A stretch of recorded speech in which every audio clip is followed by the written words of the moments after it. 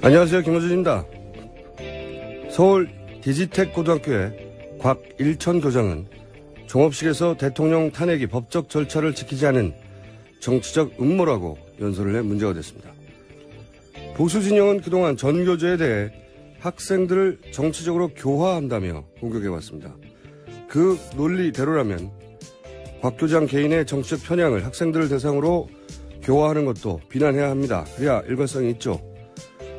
그런데 전국 학부모 교육단체연합은 어제 이 학교를 찾아 전교조를 규탄했습니다. 발언은 곽 교장이 했는데 왜 전교조를 규탄하는 거죠? 그리고 전국 학부모와 오직 예수라는 깃발은 무슨 상관이고 왜 거기서 흔드나요? 게다가 성조기는 왜 같이 흔듭니까? 전국 학부모 교육연합이 기독교 계열인가요? 만약 그래서 그런 거라면 기독교 발원지인 이스라엘 국기를 흔들든지 한국 개신교가 칼뱅교리를 대체로 따르니까 칼뱅의 조국 프랑스 국기를 흔들든지 그것도 아니면 실제 칼뱅의 사역을 했던 스위스 깃발을 흔들든지 교회에서 성조기를 걸고 예배 봅니까? 이 기괴한 광경을 저는 도무지 이해할 수가 없습니다. 김호준 생각이었습니다.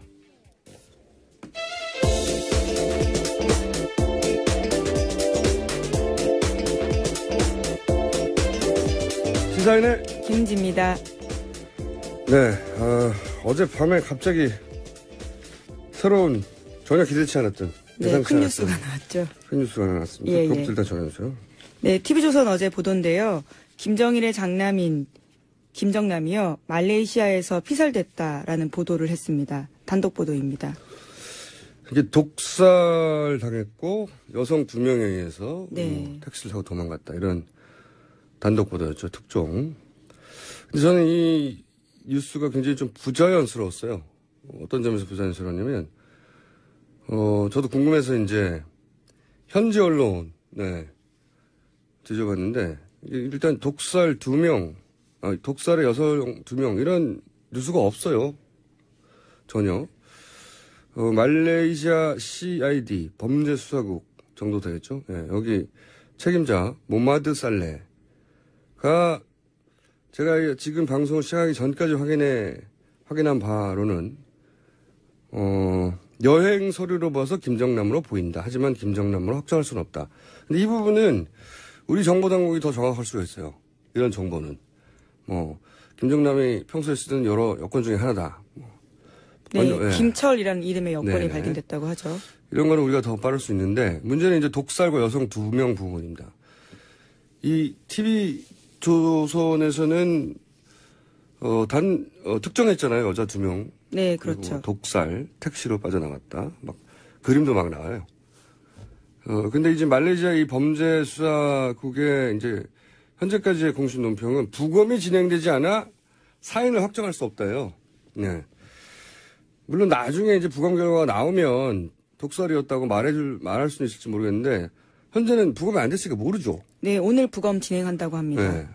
모르는 게 맞고 그리고 이제 그 과정은 이제 공항 의무실로 찾아왔는데 얼굴을 감싸고 어지럽다고 했고, 네. 거기서 병원으로 옮기다가 앰뷸런스에 숨졌다. 예, 그렇죠. 여기까지는 확인해 줬어요. 그런데 이제 우리나라 발 뉴스, TV조선 뉴스를 보고 거꾸로 이제 기자들이 물으니까 바늘은 발견되지 않았다. 독살이냐고 물으니까. 그리고 알 수 없다. 사망 원인을. 부검해야 한다. 그래서 오늘 스프레이설까지 기사가 나왔습니다. 그러니까 이게 현지 경찰 책임자고 CCTV도 이 사람들이 가장 먼저 보는 거란 말이죠. 여성 2명에 대한 정보도 전혀 없어요. 현지 경찰도 모르는 걸 TV조선은 어떻게 하는지. 저는 그게 뉴스입니다. 저한테는. 좀 더 두고 봐야 할 뉴스다. 한 가지 분명한 이제 우리나라 정치 상황상 특정 정치 세력에는 매우 적절할 때 상황해준 뉴스이기도 하죠. 예. 자, 이 뉴스 여기까지 하고요. 다음은요? 네, 최경희 전 이화여대 총장이 오늘 새벽 구속됐습니다. 서울중앙지법 성창호 영장전담 부장판사가 새벽 2시 20분쯤 결정한 사항인데요. 추가로 수집된 증거자료 등을 종합할 때 범죄 사실이 소명되고 구속의 사유와 필요성이 인정된다. 이렇게 밝혔습니다. 네. 삼성 이재용 부회장 영장 심사에 대한 부담감의 결과라고 봅니다, 이건. 특검이 잘해서가 아니고요. 아니, 물론 뭐, 네네. 보강도 됐겠지만, 예. 네. 진짜 메인 디시는 이제, 어제 청구된 결과가, 금요일 날 새벽에 나오겠죠. 네. 이재용 부회장에 대해서 특검이 어제 구속영장 재청구했습니다. 네. 혐의도 기존의 뇌물공여, 횡령, 위증에다가요. 2가지를 더해서 새롭게 추가된 재산 국외 도피, 범죄 수익 은닉 이런 것도 있거든요. 네. 결과가 아니라요. 영장 실질이 내일 오전 10시 반에 열리고요. 아마 결과는 금요일 새벽 혹은 그렇죠. 아침 정도에 나올 것으로 보입니다. 지난번 기준으로 보자면 뭐 새벽 4시 막. 예, 금요일 5시, 날, 4-5시 정도. 예. 저희가 금요일 날 방송하는 즈음에나 결과를 알고, 제가 이제 750원 걸었는데, 예, 기각될 거라고. 80% 이상의 확률로. 100%라고 하지 않은 이유는, 특검이 여기 올인했어요. 그러니까, 윤석열 검사 포함 20명의 특검 검사하고 수사팀들이 나머지 재벌 수사를 포기했습니다. 시간이 너무 없으니까. 포기하고, 삼성 그 영장 재청구에 올인했거든요. 특검이 지금까지 보여준 수사력이 대단하잖아요. 근데 한 사안에 올인했다. 그러니까 굉장히 많이 보강됐을 거라고 보거든요. 너무 많이 보강돼서 이래도 기각할래 하고 이렇게 집어넣은 거란 말이죠. 그래서 저는 20% 정도 상승했지만 워낙 부담이 큰 거라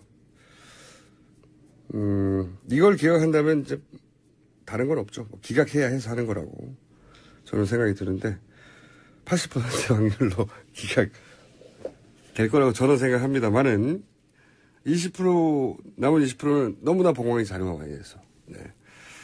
만약에 발부가 된다면 저는 이 영장 실질 심사하는 부장판사가 앞으로 남은 판사 경력직을 걸고 하는 거라고 봅니다. 인생의 갈림길에 네, 한정석 영장 전담 판사입니다. 네, 인생의 갈림길에 선 거라고 봅니다. 저는 그분이. 자, 법조 인생의 갈림길에 쓴 거죠. 어느 쪽 길로 갈지는 모르겠어요. 그러면서 보강한 것 중에 일부 내용이 보도가 된 것도 있죠. 네, 그렇습니다. 20% 말씀하신 그 부분들에 대한 것들인데요. 네. 네, 어제 SBS 보도에 따르면 삼성이 정유라 씨에게 말을 사준 비밀계약서 있다라는 건 이미 전해드렸었는데 저희가 어제 이제 해설해드렸죠. 해설. 이거 예. 말 세탁이 아니다. 이거는 최순실의 욕심이 이 정도라는 걸 보여주는 거다. 최순실 씨는 말을 자기 이름으로 소유하고 싶었거든요. 예. 근데 그게 이제 비밀 계약서가 있다는 보도는 어제 나왔고. 네네. 뿐만 아니라요. 네. 여기에서 합의서도 특검이 확보했다라는 계약서, SBS 보도입니다. 예. 계약서 있고 회의록도 나왔다고 그러지 않았나요? 회의록. 예.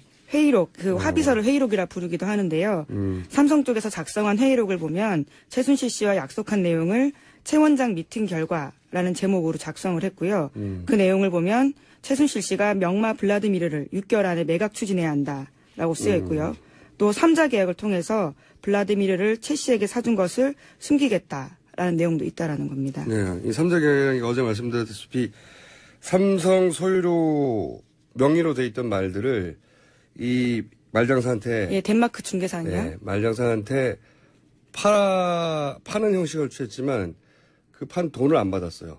돈을 안 받고 최순실 씨가 말을 샀는데 돈을 조금만 주고 샀어요. 그러니까 현물로 말을 주고 그 차액만 낸 거니까 사실은 하나의 계약인 거죠. 네, 그걸 3자 계약을 표현했고 6개월 안에 매각 이 조항이 저는 굉장히 중요하다고 보는데 이건 이제 회의록이 나왔다는 거잖아요. 네네. 이게 그러니까 이런 거죠. 돈 조금 주고 샀잖아요. 비싼 말을 30억짜리라는 말을 좀 얼마 주는지 모르지만 돈 조금 주고 샀잖아요. 근데 6개월 후에 매각하면 30억을 다 받을 거 아닙니까? 그 다음부터는 돈이 완전히 세탁되는 거예요. 여기서부터는 돈 세탁이 되는 거죠. 네, 말 세탁에 이어 돈 세탁을. 그 앞 계약은 말을 주고 네네. 돈을 조금 내고 차익만큼만 내고 비싼 말을 자기가 가졌고 이제는 이 말 30억짜리를 팔아버리면 자기가 30억이 들어오잖아요. 그다음부터 사는 말들은 이제는 완전히 흔적이 없는 거, 자기 돈으로 사게 되는 거죠. 그 단계를 담은 거죠. 이거 아주 치밀한 돈 세탁이다. 이 계약의 속성을 정확하게 이해하면 구속돼야 되는 거 맞죠. 이런 회의로까지 나왔는데, 계약서와. 이것도 구속이 안 된다는 건 말이 안 되는 것 같은데. 자, 관련 뉴스 또 있나요? 네, 이번엔 또 메모지도 나왔다라는 건데요. 네. 검찰이 지난해 초 삼성전자 압수수색하면서요. 박상진 사장이 쓴 메모를 압수수색했습니다. 거기에는 지난해 9월 달에 최순실 씨 독일에서 만나면서 쓴 메모인데 이렇게 쓰여 있다고 합니다.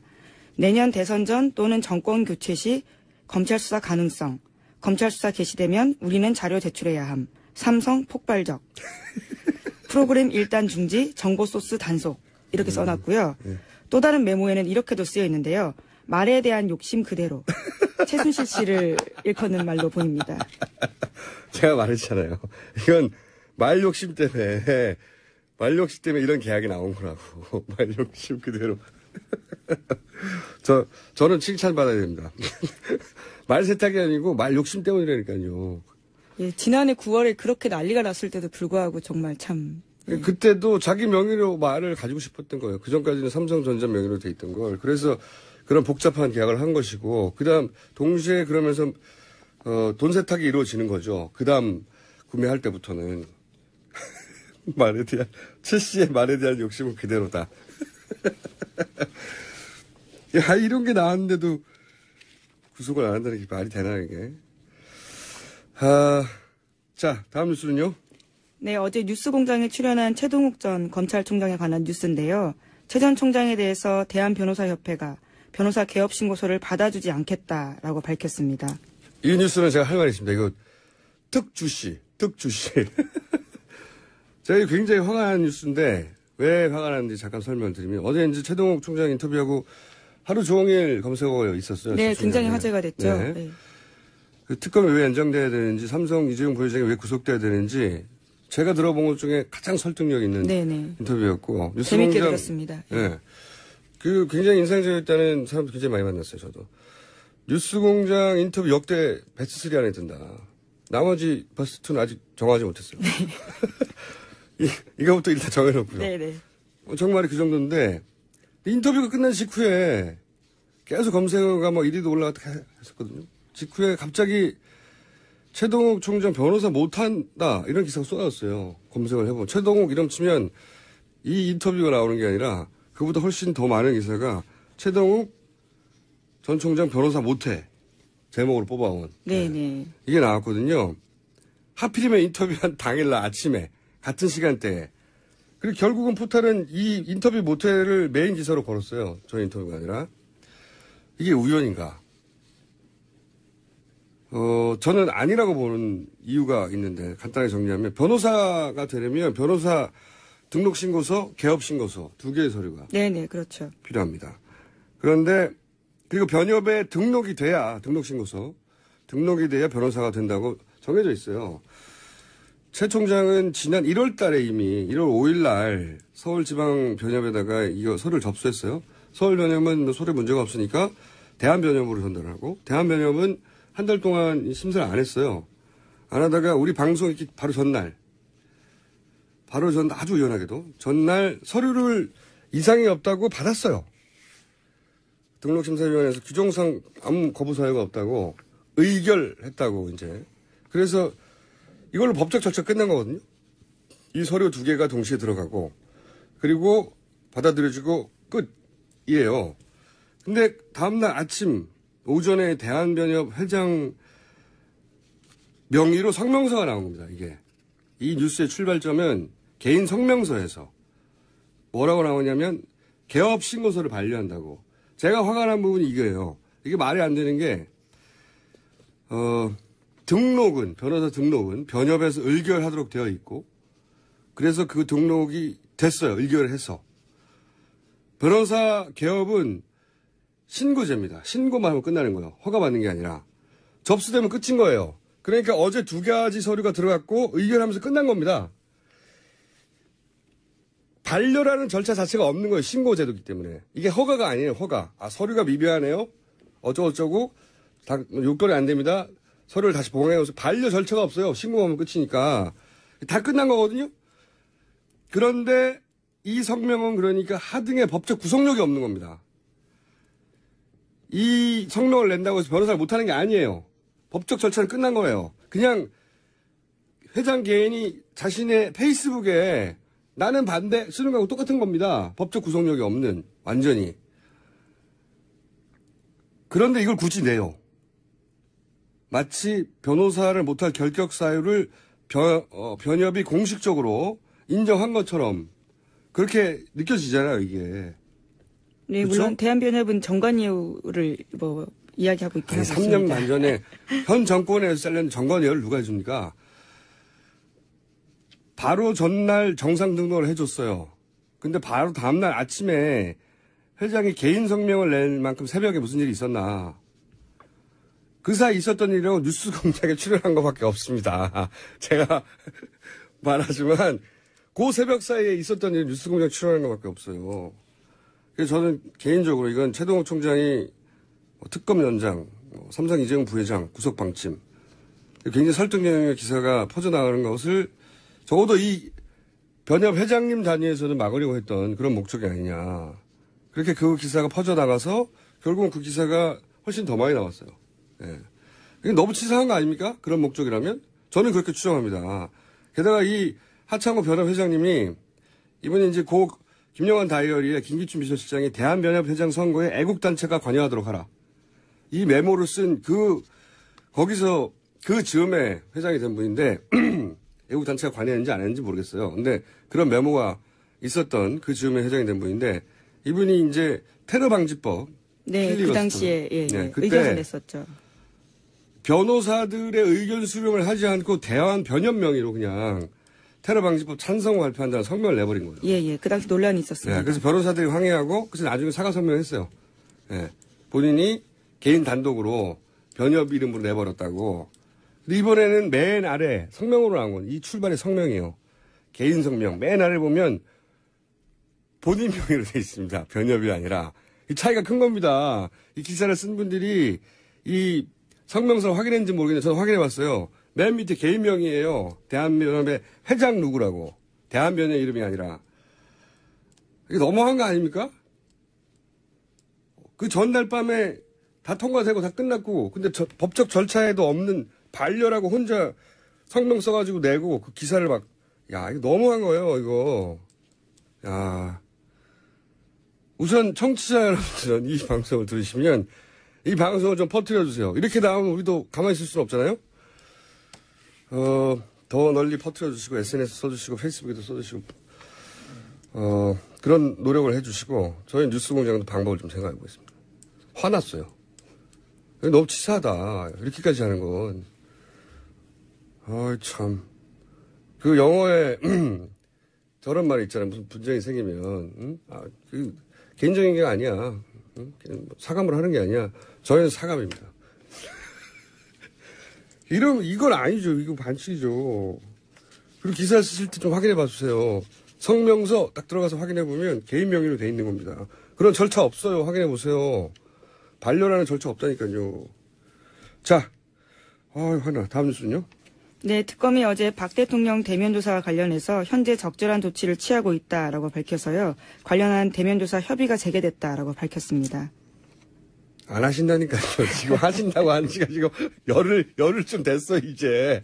안 해요. 네. 제가 처음 나왔을 때부터 안 한다고 했잖아요. 원래부터 할 생각이 없었던 겁니다. 원래부터. 네. 다음 수는요? 네, 지난주에 잠깐 말씀드린 적이 있는데요. 개성공단을 미얀마로 떠넘기려고 하는 정황이 보이는 안종범 전 수석에 대한 수첩에 대한 시사인 보도가 어제 온라인에 나왔습니다. 제가 말했잖아요. 이거. 예. 미얀마하고 이거 대체공단, 개성공단 이게 뭔가 흔적 있을 거라고 찾아보라고. 이게 네, 찾았습니다. 찾았어요. 예. 잘했어요. 이게 그냥 됐을 리가 없어요. 최순실 이꼬르 돈 이렇게 생각하고 제가 지난번에 방심했다고 그랬잖아요. 말장수가 대통령 만난 거 그냥 인사하러 온 거라고 방심해서 착각했다고 반성했지 않습니까? 최순실의 이름이 등장하면 돈 이거 생각하고 어디서 돈이 나오지 찾아봐야 돼요. 근데 미얀마의 개성공단 관련된 메모가 나왔나요? 어떻게 되나요? 네. 안종범 전 수석이 VIP 지시를 써놓은 부분에 보면요. 개성공단이 폐쇄된 지 한 달 후에 나온 이야기인데요. 박 대통령이 미얀마를 언급하면서 한인타운 조선과 함께 개성공단을 말했다라는 겁니다. 한인타운 조선 같은 경우에는요. 초기 최순실 씨가 구상했던 미얀마 K타운 모형입니다. 그렇죠. 예. K타운 모형인데 K타운하고 개성공단하고 무슨 상관이 있다고 개성공단을 옆에서 써놨대요. 예, 이렇게 줄로 이어놓기까지 했습니다. 이렇게. 이게 아마 지난번에도 계속 말씀드렸지만 이제 그 토지 사용권에 주목해야 된다고 제가 말씀드렸잖아요. 땅을 이런 식으로 대규모로 싼 값에 혹은 무료로 장기 불화받으면 그 정부로부터 그 땅만 가지고도 그 위에 공장을 짓게 하면 그다음부터는 사실 그야말로 땅 짓고 헤엄치기 몇십 년간 왜 그랬잖아요. 최순실도 미얀마 이거 우리 자손 대대로 먹고 살 사업이라고. 네네. 장시호 씨한테 그렇게 이야기했다는 거죠. 그게 이거예요. 땅을 불화받아서 가만히 있어도 되거든요. 공짜로 받았으니까. 거기 뭘 짓기만 하면 그냥 돈이 나오는 거예요. 근데 이제 그 부지가 크면 공장 같은 게 들어오면 이제 대박이 나는 거죠. 최순실 씨 입장에서는. 예, 실제로 지난해 10월 달에 보니까요. 코트라 본사에서 LH와 코트라 주체로 미얀마 진출 권한은 설명에도 있었습니다. 이게 정말 저한테 놀라네요. 저는. 이런 거 뭐 나올 거라고 했잖아요. 사실 더 나올 거예요. 37번, 아니 39권짜리 종검실록이 뭔가 나올 거라고 봅니다. 저는 뭔가. 저는 오늘 어제 최동욱 관련 뉴스를 보고 정말 화가 났어요. 이렇게까지 하나. 새벽 사이에 무슨 일이 있었겠어요. 새벽 사이에 무슨 일 없었어요. 뉴스 공장은 아침 일찍 나온 것밖에는. 참네. 자, 청취자 여러분들도 이렇게 나온다면 널리 퍼뜨려 주시고 저희도 이제 방법을 찾아서 널리 퍼뜨리도록 하겠습니다. 거꾸로 더 많이. 실제로 정말 정관 몸값이라고 하는 게 1, 2년 정도거든요. 그런데 최 총장 같은 경우에는 물러난 지가 꽤 됐습니다. 그런데 3년 명목이 네. 전관예우라고 하는 게 전관예우를 예를 들었는데 전관을 줄 사람한테 물어봐야죠. 현 정권에서 그렇게 처참하게 잘린 사람한테 전관을 누가 줍니까? 말도 안 붙일 이유가 없으니까요. 전관예우를 우려해가지고 변호사를 하지 말라는 개인 의견이에요. 개인 의견. 반려라는 절차가 없어요. 그걸 무슨 공식적인 것처럼. 자, 흥분했어요 제가. 시사인의 예, 김은지였습니다. 감사합니다.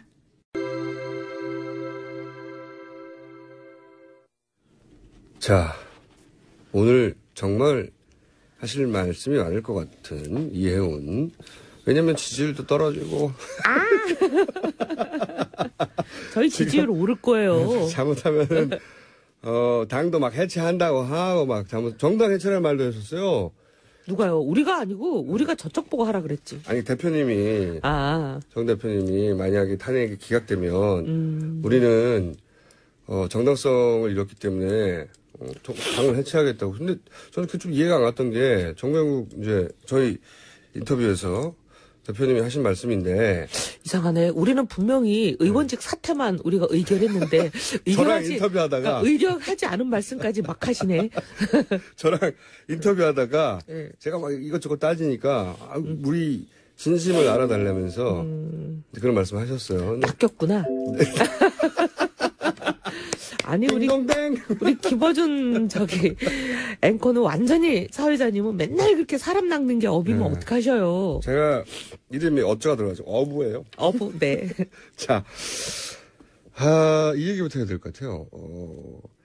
다른 것보다 지금 대변인 하시던 장 대변인, 장 대변인이 사실은 막 피치를 올리면서 계속 잘 나갔죠. 그리고 특검 연장해야 되겠다고. 아니, 그리고 뭐 청문회에서도 상당히 압박했죠. 그래서 많은 중요한 진술도, 의미 있는 진술도 얻어내고. 뭐라고까지 했냐면, 특검 연장, 만약에 황교안 대행이 안 해주면, 본인이 바른정당 전원에 서명을 받아서 특검 연장 본인이 반드시 관철시키겠다고 굉장히 공개적으로 강력하게 얘기했거든요.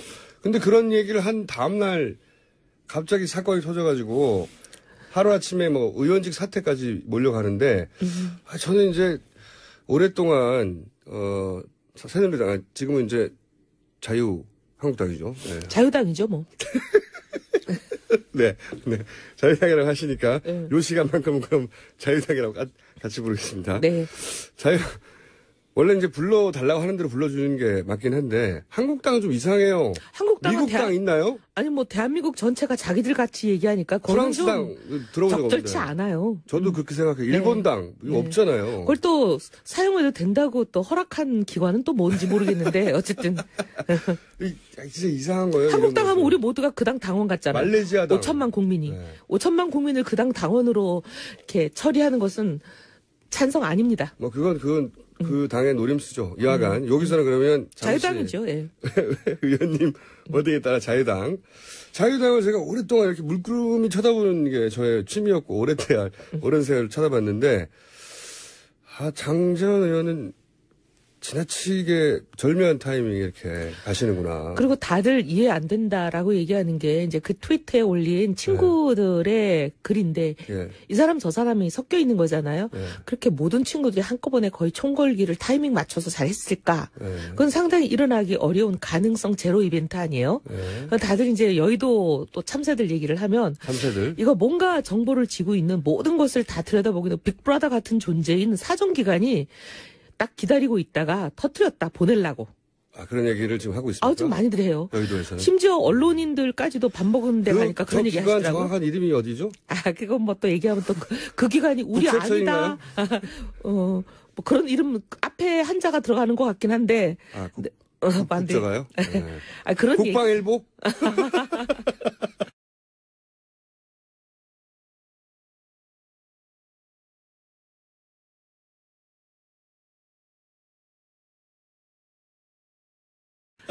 이제 제가 하는 얘기가 아니고 예. 여의도에서 심지어 언론인들도 그런 얘기를 하고 있어요. 어제 식사 자리에 갔더니 언론인들 한 5-6명이 그런 얘기도 하더라고요. 그래서 제가 사람 마음이라는 거는 다 비슷하구나. 뭔가 이상하다. 그러니까 장재현 의원이 국방일보에 의해서 네, 하여튼 국자 들어가는 기관에 의해서 난 설이 있죠. 예. 네, 그런 설들이 파다하다. 지금 파다해요.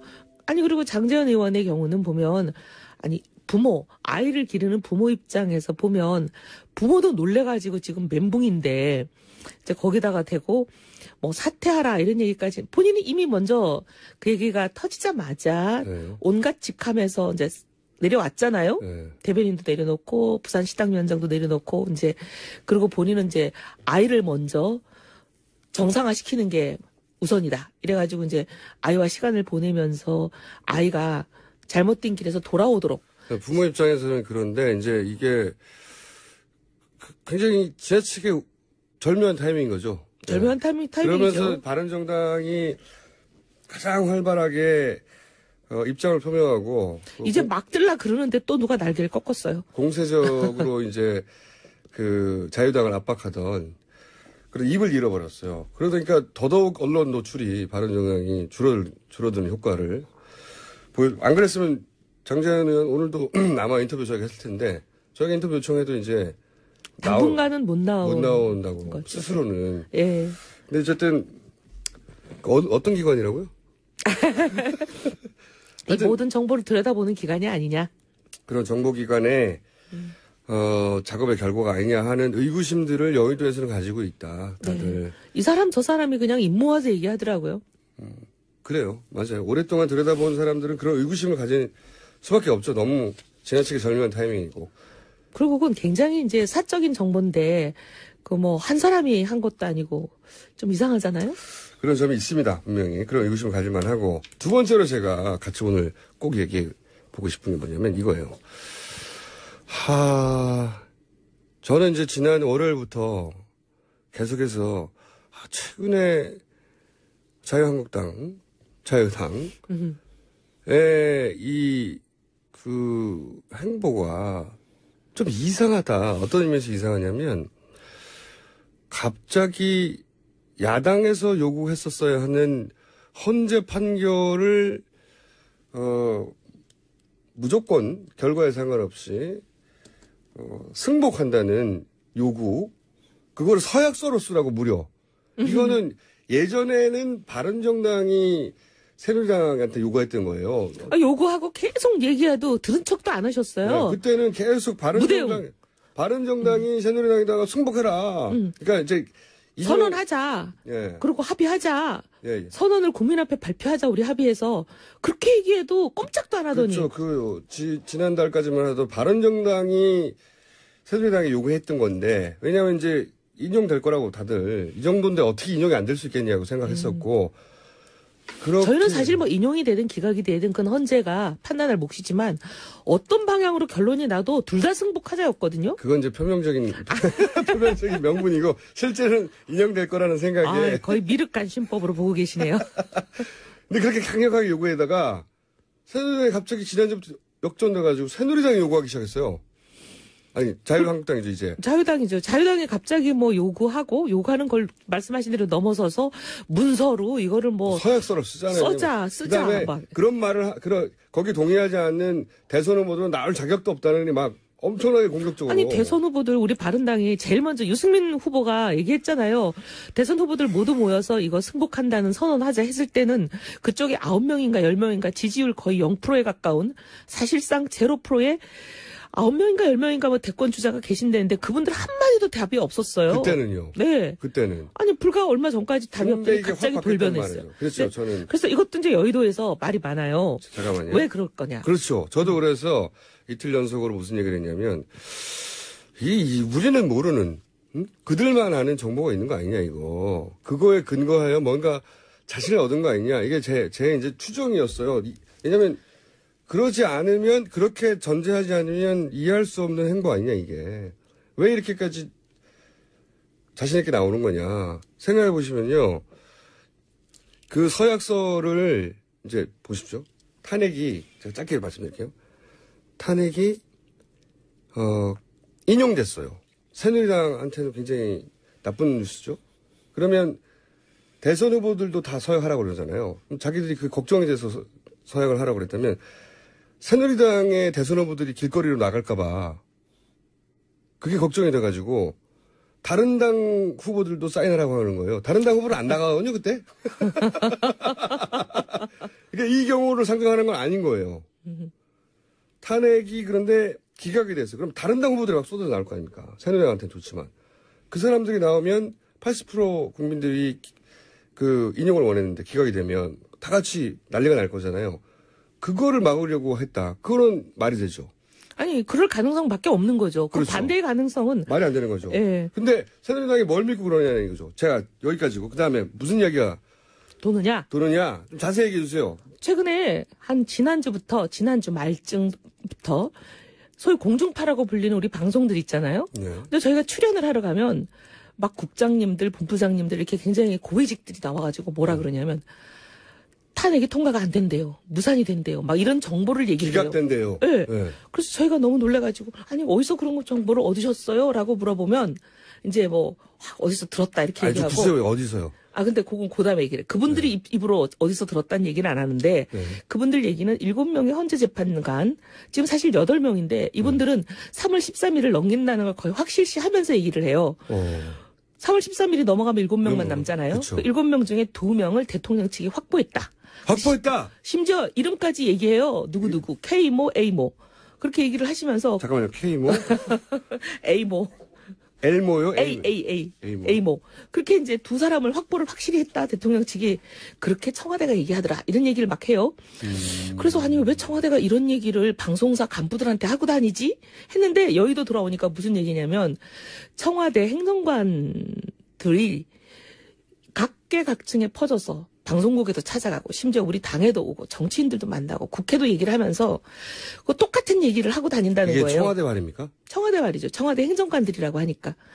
현직 행정관. 그러니까 들은 사람들이 하는 말은 나는 청와대 행정관 누구에게 들었다면 이제 얘기를 하는 거죠. 그렇게 얘기를 한대요. 그러면서 그 두 사람 이름까지 얘기를 하면서 두 사람을 확실히 확보했다. 그런 얘기들을 한다는 거예요. 그러니까 저작거리에서 들었다거나 뭐 찌다시발 뉴스가 아니라 나는 청와대 행정관 모모에게 이야기를 들었다. 뭐라고 들었냐면 두 사람의 이름과 함께 확보했다고.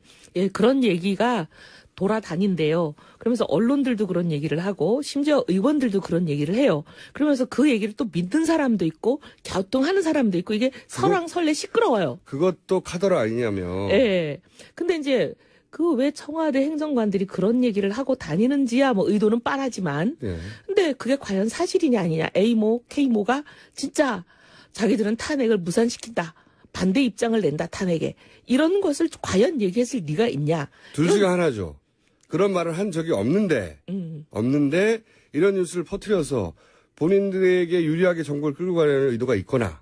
그렇죠? 근데 이제 헌재 재판관들은 고도로 훈련된 분들이에요. 네. 갑자기 헌재 재판관이 된 무슨 병아리 초년생들이 아니잖아요. 네. 자기 평생의 이 커리어를 재판에만 어떻게 보면은 재판에서만 싸우신 분들이라 네네. 절대 재판을 어떻게 할 거다 하는 결과 얘기를 자기 가족한테도 안 하는 걸로 알려져 있는 분들인데 누군가한테 확실하게 얘기하기 어렵죠. 그런 분들이 당연히. 뭐 청와대에 얘기했을까 이해가 안 되는 부분이죠. 그렇죠. 그게 첫 번째 의구심이고 합리적인 의구심 맞고요. 그러니까 청와대 행정관 몇 사람이 그런 뉴스를 언론과 여의도에 의도적으로 퍼뜨려서 본인들이 원하는 방향으로 정보를 끌고 가려는 그런 제스처다. 라는 설이 굉장히 다수설이에요. 다수설이고 저는 그 다수설도 일리 있다고 생각하고요. 일단 청와대 행정관의 존재는 확인된 거잖아요.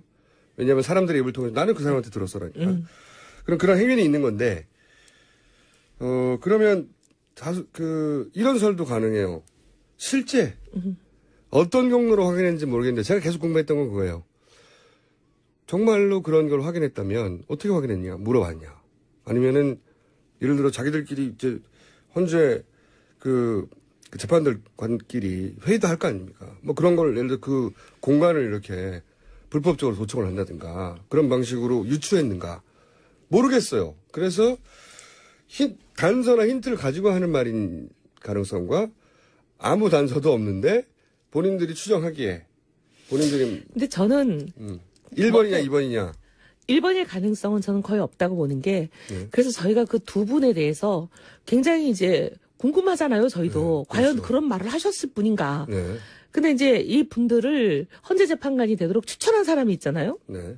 추천한 사람한테 직접 들었는데 네. 내가 이 A모를 추천했다. 헌재 재판관이 되도록. 네. 물론 국회에서 우리가 이제 투표를 하긴 했지만 네. 추천을 한 사람이 있는 거잖아요.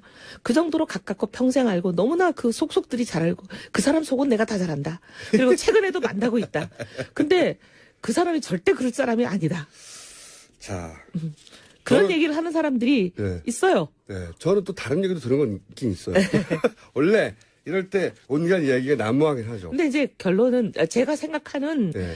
추후로는 뭐냐면 헌재 재판관들이 그렇게 어린애가 아닌데 자기가 뭐라고 판결을 할 건지 찬성인지 반대인지를 얘기했을 리도 없고 그게 청와대로 흘러갔을 리도 없고 그다음에 그 사람들의 그 내심이라고 이제 가까운 사람들이 지인들이 얘기하는 거는 탄핵 찬성이라는데 왜 이런 어이없는 소문들이 퍼지면서 이게 영향을 미칠까? 왜냐하면 탄핵이라는 게 잘 아시면 정치재판의 성격이 있는 거잖아요. 예. 그래서 탄핵을 반대하는 여론이 높아지면 탄핵이 무산될 가능성이 높은 거잖아요. 예. 그러니까 그 탄핵을 반대하는 여론을 조성하기 위한 일종의 작전이 아닐까. 그게 합리적인 추론이라고 저도 생각해요. 가장 합리적인 추론이고 그럴 법한데 제가 그렇게 단정만 할 수 없다고 생각하는 대목은 뭐냐면 이쪽은 재판의 결과가 사형 혹은 무죄 중간이 없어요. 그리고 재심도 없는. 그러니까 사실은 이 판결에 따라서 이 정치 세력 전체가 해체될 수도 있는 거예요. 공중분해 될 수 있는 가능성이 높거든요. 우리 국민들 보니까 뭐 그렇게 어이없는 일을 하신 분들인데도 13% 15% 지지하고 계시던데요. 뭘 공중분해가 되겠어요? 근데 그 지지율에 멈춰 있을 가능성이 높죠, 앞으로도. 어느 나라나 어떤 극우적인 멘탈리가 있는 지지층은 그 정도 있어요, 실제로. 낙지나 파시스트도 그랬으니까. 항상 10몇 프로에서 20% 가까이 국민들은 이쪽 끝에, 나머지 또 이쪽 끝에, 대부분은 가운데 있죠. 근데 그분들의 지지율은 그 정도에 멈춰 있을 만큼 본인들은 정권을 잡고 정권을 창출했던, 그러니까 본인들이 다수라고 생각하는 세력인데 이게 만약에 탄핵이 인용됐다, 탄핵이 이제 통과됐다 그러면 정치적 사망선고나 마찬가지. 이번 대선에 있어서는. 그런데 그거를 가만히 앉아서 구경만 하고 있다. 이거는 저는 이해가 안 가는 행위거든요. 거꾸로. 물론 노력은 하겠지만 네. 이미 그분들도 마음 접은 지 오래됐어요. 지난 연말에 저희가 뭐 당을 나오니 마니 한참 논란이 있을 때 그분들끼리 이제 40몇 명이 모였다고 발표한 일이 있었잖아요. 거기서 나온 얘기가 아주 그냥 공공연하게 언론을 통해서 많이 나갔잖아요. 거기서 보면 이제 친박 좌장이라고 불리는 뭐 모씨가 우리는 어차피 정권 잡을 수도 없고 우린 대권 주자도 없다. 꿈 깨라. 그게 12월 달 얘기고요. 네. 지금 마음이 바뀌었어요? 마음이 바뀐 행보가 뭔가 있어요. 태극기가 좀 나오고 그때는 5% 4%밖에 안 된다는 대통령 지지율밖에는 몰랐는데 이제는 탄핵을 반대하는 사람이 13% 15%다. 막 태극기가 몰려 나온다. 하니까 이제 이분들이 마음이 슬슬 동하기 시작했다는 건가요? 탄핵 반대 지지율은 그때는 지금이랑 똑같아요. 여론조사에 똑같죠. 보면 13에서 15 사이에서 변한 적이 없고요.